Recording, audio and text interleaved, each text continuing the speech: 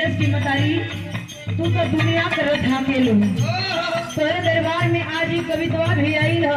तू तीसो दिन बिटिया से गवावेलू नहीं तो बिटिया के स्वर बाना संगीत बाना आवाज बा हमरे ना समझ में आवेला कि हर से आवेलू गवावेलू बजवावेलू चल जालू ए मतारी जैसे सभा में लाज रोज राखेलू आज भी ये बिटिया का सभा में लाज राख दे कैसे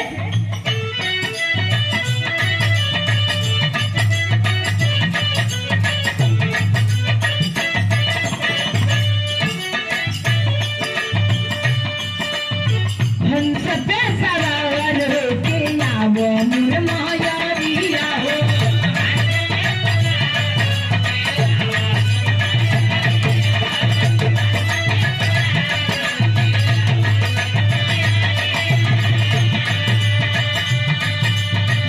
हंस पे सवार होके आवो मोर मायारिया हो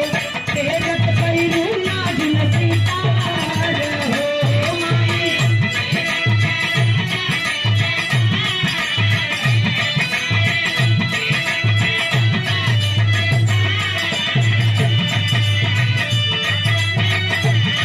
आजा भवानी आजा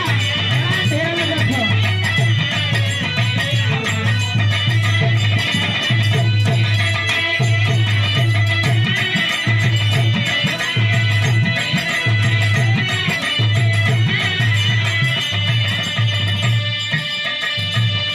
बिटिया कलश की है मतारी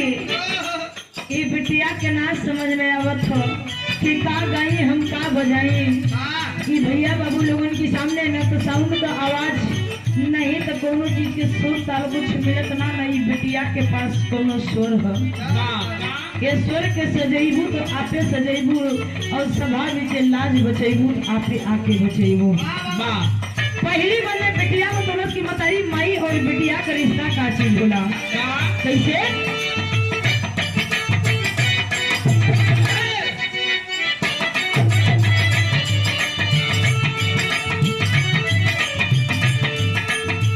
बिटिया से हार जनना बेगहना माई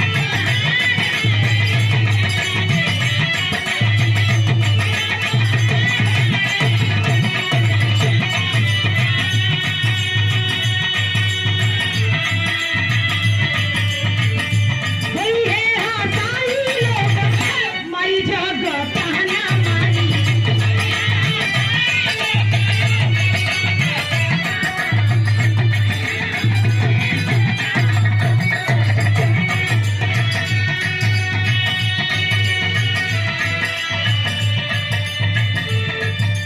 जनबाई किया जला मुर मायारिया हो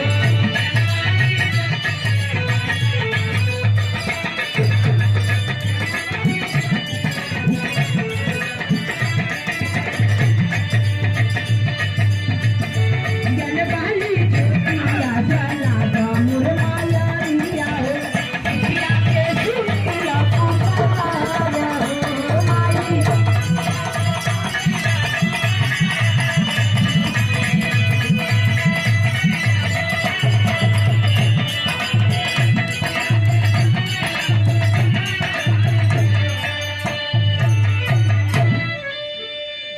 बिटिया गलत की है मतारी जौने भी रन बन में ये बिटिया फंसे ले तो आपे के याद करे ले तोरे सिवा ये बिटिया के केहू ये दुनिया में ना है ये मतारी अगर माई से अगर बिटिया के सर पर से माई का साया उठ जाला तो बिटिया अनाथ हो जाले तो तोरे सिवा ये दुनिया में के बा ये मतारी ये बिटिया का दुख दर्द तू सब समझताड़ो दूसरी बने बिटिया तो तोरे दरबार में आई कैसे बनी कैसे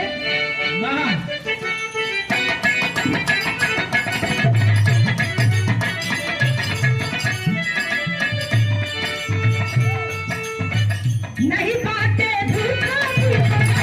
नरियल चुनरिया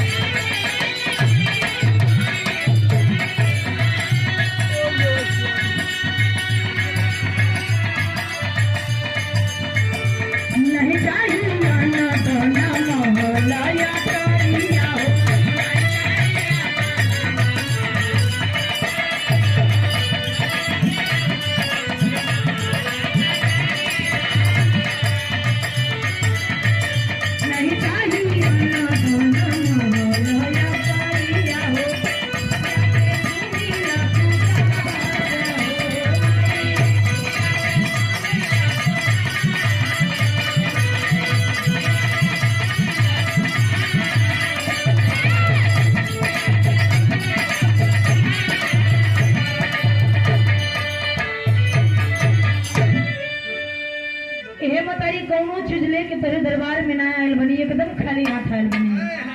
और ना ही तेरे बिटिया के पास कुछ हो, और ना ही तो तोरे से मोहल अटारी कुछ ना मांगतनी। धन दौलत हमरा के ना चाहिए, अगर दिहल चातड़ू ए मतारी तो स्वर में लहर और रिधम का जानकारी दे दा। बड़ी देर हो गई ना वही तकेलू नहीं, वंदना का लाइन चेंज हो गई, बिटिया पुकार करत आखिरी लाइन में कैसे